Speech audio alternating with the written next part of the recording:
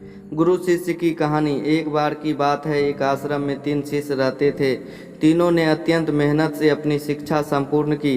तत्पश्चात तीनों शिष्य गुरुदेव के पास गए और बोले, गुरुदेव, अब हमारी शिक्षा संपूर्ण हो गए हैं, अब गुरु दक्षिणा देने का वक्त आ गया है। गुरुदेव मुस्कुराए और बोले, यदि तुम लोग मुझे गुरु दक्षिणा देना ही चाहते हो तो कल मुझे एक थैला सूखे पत्ते लाकर दे दो। तीनों शिष्य मंद मुस्कुराए और उन्होंने सोचा, सूखी पत्तियां लाना कौन सी बड़ी बात है। अगली सुबह तीनों शिष्य पास ही के जंगल में दक्षिणा हेतु सूखे पत्ते एकत्रित करने के लिए गए, परंतु उन्हें यह देखकर आश्चर्य हुआ कि जंगल में सिर्फ एक मुट्ठी सूखे पत्ते बचे हुए थे। यह देखकर वे तीनों बहुत अधिक परेशान हो गए। उन्होंने सोचा, अब गुरुदेव को दक्षिणा कैसे देंगे। तभी सामने से एक किसान आता हुआ दिखाई दिया, जिसने एक थैले में ढेर सारे सूखे पत्ते लिए हुए थे।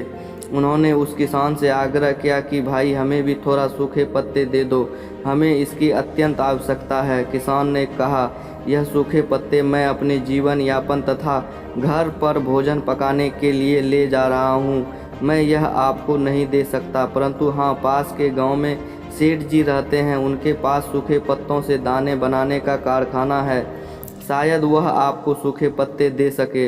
वे तीनों सेठ जी के पास गए और उसने सूखे पत्ते देने के लिए आग्रह किया, परंतु सेठ जी ने कहा कि मैं आपको सूखे पत्ते नहीं दे सकता, क्योंकि इनकी मुझे आपसे अधिक आवश्यकता है। मैं इन सूखे पत्तों से अपना कारोबार चलाता हूँ, मुझे क्षमा करें।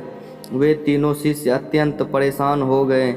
उन्होंने बहुत लोगों से पूछा तो पता चला कि पास में ही एक बूढ़ी दादी रहती है, वे सूखे पत्ते एकत्रित करती है, हो सकता है उनके पास से मिल जाए। तीनों बूढ़ी दादी के पास गए और उसने सूखे पत्ते देने का आग्रह किया, परंतु बूढ़ी दादी उन सूखे पत्तों से औषधियाँ बनाया करती थी, तो उन्होंने भी मना कर दिया। अब तीनों छात्र निराश होकर आश्रम लौट आए और दुखी मन से गुरुदेव को सारी बात बताई कि वे उनकी दक्षिणा लाने में असफल रहे।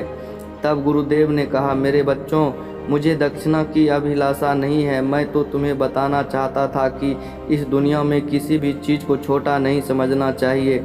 छोटी सी छोटी चीज़ का भी अपना महत्व होता है, अपना मूल्य होता है। आज शिष्यों को पता चल गया था कि जिन चीज़ों को हम बहुत छोटा समझते हैं, वास्तव में उनका भी अपना एक स्थान होता है। यह कहानी आप लोगों को कैसी लगी? आप लोगों को कहानी सुनने के लिए बहुत बहुत धन्यवाद।